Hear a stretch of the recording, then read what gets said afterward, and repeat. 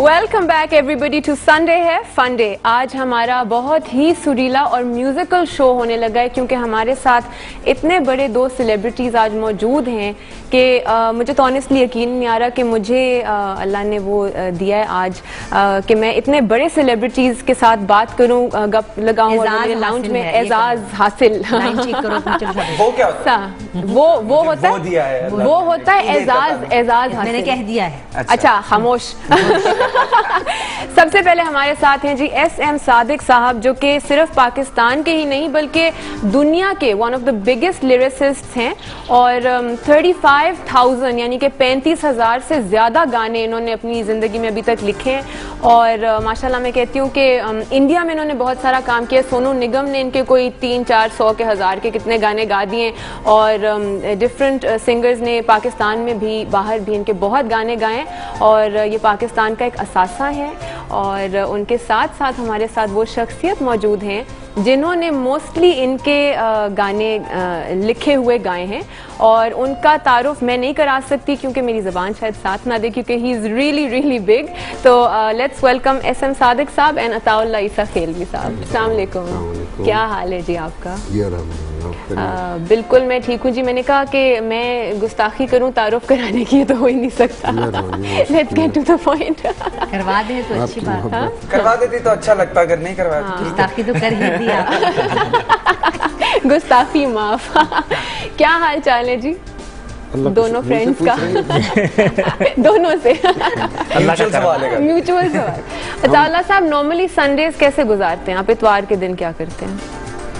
हमारे तो इतवार जुमे में कोई फर्क नहीं। हम तो जब भी काम मिल जाए और ख़ास तौर पे सैटरडे संडे को हमारा ज़्यादा काम हो जी, तो इसलिए हम सैटरडे संडे ज़्यादा मसरूफ़ होते। अच्छा तो रियाज भी करते होंगे खूब दुबा के दिनों के हिसाब से? नहीं, रियाज सुबह शाम दिन रात। Sorry to cut you Anushe, मेरे ख्याल से पाकिस्तान की सबसे ज्यादा मेरे जहाँ तक नॉलेज है कि पाकिस्तान की सबसे ज्यादा बिकने वाली वॉल्यूम्स जो हैं वो लाला जी की। लाला जी मैं सही कह रहा हूँ?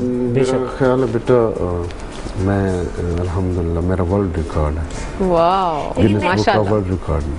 अच्छा मैं भी कुछ एक बात पूछना चाहती हूँ। आपकी बात काट के बातें बहुत काटनी पड़ेंगी आपकी, बार बार छुरी के बगैर ही बगैर छुरे के कटेंगी हर बात ना, इसलिए कि जरा आप आए तो हमें जरा बड़ी बेचैनी बड़ी एक्साइटमेंट है कि आपसे फटाफट सारी बातें कर लें। वो ये था मैं हमेशा से बेचैन हूँ, अभी तक कहीं सुकून नहीं है। तो वो ये था कि मैं सिर्फ ये हैरान हो रही थी कि माशाल्लाह इतना आपने सब कुछ अचीव कर लिया, एक जिंदगी गुजार दी और इतना कुछ पा लिया। उसके बाद अब इतने धीमे अब हो गए हैं कि शुरू में भी ऐसे ही थे, ढेरियां ढा के जैसे बैठे हैं। जब जिस आदमी ने इतनी फेम देखी है, इतना लोगों ने उसको पसंद मुझे किया है, एहसास ही नहीं हुआ अल्लाह ने मुझे क्या क्या दिया है। मैं समझता हूँ कि जब मुझे ये एहसास हो गया तो शायद कुछ ना रहे। एहसास होना तो अच्छी बात है ना? नहीं, मुझे नहीं होना चाहिए। आपको नहीं चाहिए? आपको पता ही नहीं आपने क्या किया, आपने कितने गाने गाए? ये तो पता है, ये नहीं पता कि मैं कहाँ खड़ा। ये देखिए सुंबल जी ह्यूमिलिटी का वो है। हाँ ये तो फिर एक आपकी मैं चाहता हूँ कि मैं मजीद करता रहूँ। हाँ वो और बात। जिस दिन आपने अपने आप को समझ लिया ना कि मैं बहुत बड़ा हूँ तो फिर वो रुक जाती है ना, एक क्रिएटिविटी और काम रुक जाता है। मेरा ख्याल है बड़ा जो है उसकी जो आप एक्चुअली देखें डेफिनेशन ये है कि वो अपने आप को एक इतना बड़ा अंदर से नहीं समझता, इसीलिए अल्लाह उसको इतना बड़ा बना देता है। वो झुके हुए दरख्त पे फलदार दरख्त हमेशा झुका होता है। बिल्कुल बिल्कुल। अच्छा मुतमईन नजर आ रहे हैं, मेरा कहने का मतलब ये था। कंटेंट यानी कि सादिक साहब आपकी और अताउल्लाह साहब की जो रिलेशनशिप रही है, ज्यादातर इन्होंने जो गाने गाए हैं उसमें आपके लिरिक्स थे और मेरा ख्याल है उससे एक इनके फेम की कंट्रीब्यूशन आपकी भी बनती है। मगर आपका रिलेशनशिप शुरू कैसे हुआ? ये दोस्ती थी या आप लोग काम के हवाले से इकट्ठे हुए और फिर दोस्ती बन गई? क्या हुआ? ये सबसे पहले तो मैं आपके चैनल का शुक्रिया अदा करना चाहता हूँ कि इतने बड़े फनकार के साथ आपने मुझे बुलाया और इसका मैं तहे दिल से मशकूर हूँ A+ का। तो ये बात तब की है, आज से तकरीबन 36 वर्ष पहले मैं 4 क्लास का तालिब इल्म था और फैसलाबाद में एक स्कूल था, वहाँ पे मैं पढ़ता था। तो मेरे एक बड़े भाई थे, वो एक केसर लेके आए TDK, उस वक्त TDK की केसर चलती थी और काले रिकॉर्ड का दौर ख़त्म हो रहा था और बिल्कुल मैदान साफ था उस वक्त। तो वो उन्होंने मुझे केसर दी कि यार ये आप सुने कि ये कैसे गाते हैं। तो उस वक्त ना मुझे थोड़े थोड़े मैं शेर कहता था लेकिन मुझे नहीं पता था कि अल्लाह मुझे चौथी जमात से में। नवाजेगा। चौथी जमात का में आप बच्चा। सही कहते थे यानी आप माशाल्लाह। 8-10 साल तो वो मैं केसर लेके इनकी ये नहीं कि ये मेरे मुंह पे बैठे हुए, तो अंदर से ना मुझे शहर बनाने वाली ये शख्सियत है। अच्छा। तो मैं लेके उस वक्त एक फैक्ट्री थी उधर, वहाँ पे ये रिकॉर्डिंग करते थे रहमत ग्रामोफोन हाउस की। मैं एक डायरी लेके इनके पास गया और उसमें कुछ नहीं था मेरे अब हिसाब से ना, वो वजन के बगैर कोई उसमें इतना बामकसद कलाम नहीं था, काफी रदीफ नहीं थी। इनको मैंने डायरी दे दी, इनको वो याद भी नहीं होगा वो वक्त। अच्छा। उसके बाद मैं फैसलाबाद आ गया, तो फैसलाबाद से लाहौर शिफ्ट हो गया। वहाँ स्टूडियो होता था, एक महमूद साहब थे, मैं काम करता रहा। लाला जी के बारे में मैं ये कहूँगा कि जितने हमारे सिंगर हैं, ये आजकल जितने भी गा रहे हैं, ये जो गाने का डेंगी फैला है ना, वो इनकी वजह से फैला है कि हर घर में एक सिंगर पैदा हो गए और सब ने इनको कॉपी किया।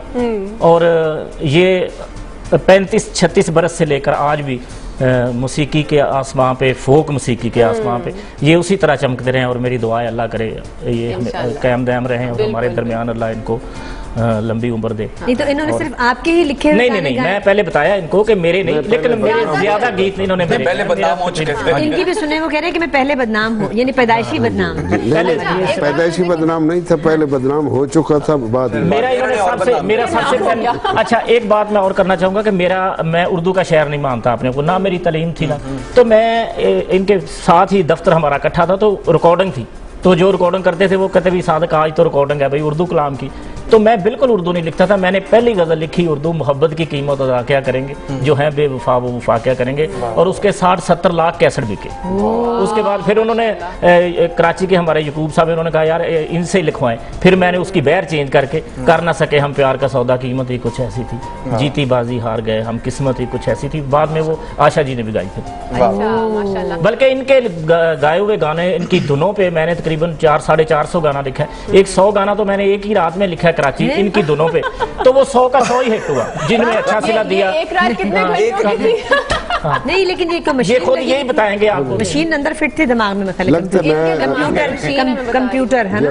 मैं इसके साथ चूंकि काम किया है अल्हम्दुलिल्लाह, इसकी जो अल्लाह ने वो इसके अंदर चिप रखी है वो बड़ी को पावरफुल रखी है। इसको आप कोई मौजूद दे दें, रोने का, पीटने का, हंसने का, नाचने का, नचाने का, ये आपको लिख दे, नचाने का दे दे। हाँ वो और लिख देगा 5-10 मिनट में लिख दे। अच्छा हाँ जैसे वो होता है कि ऑलरेडी इसके उसमें था ज़हन में, हाँ कि इसने रखा हुआ है। तखेल भी आएगा, वो ये मौजूद देगा, मैं तैयार कर के रखा हूँ उसमें, और आते ही मुझे दे दें, और होता भी जो है। सारी बातें एक तरफ। वैसे मैं आप उस वक्त से आपके ये सूट का कलर देख रही हूँ और जूतों वो पे जी नजर ये आ रही आपके जो है ना, ये चैनल की वजह से यहाँ से वो उनकी आईडी के हिसाब से पहन गया है ना वो।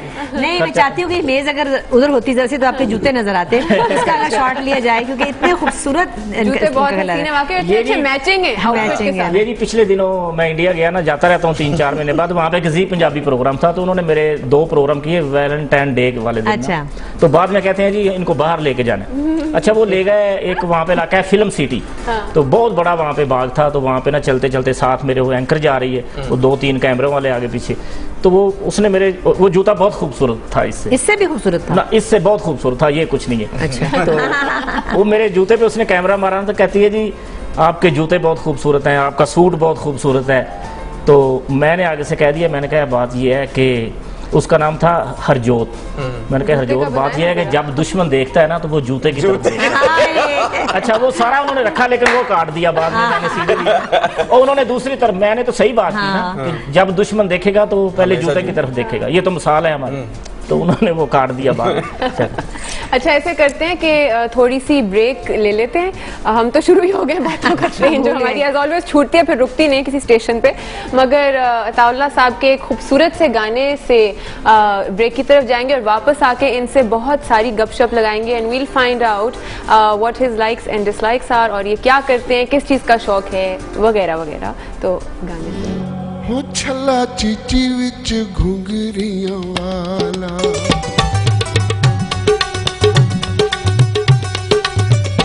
छला चीची विच घुंघरियां वाला, लाल बुलियां दे थले दिल काला, उतों मुखड़े ते जुल्फां दी वेल सोहणीए नी मेरे कोलों तो छुड़ाया इस खेल सोहणीए नी मेरे कोलों तो छुड़ाया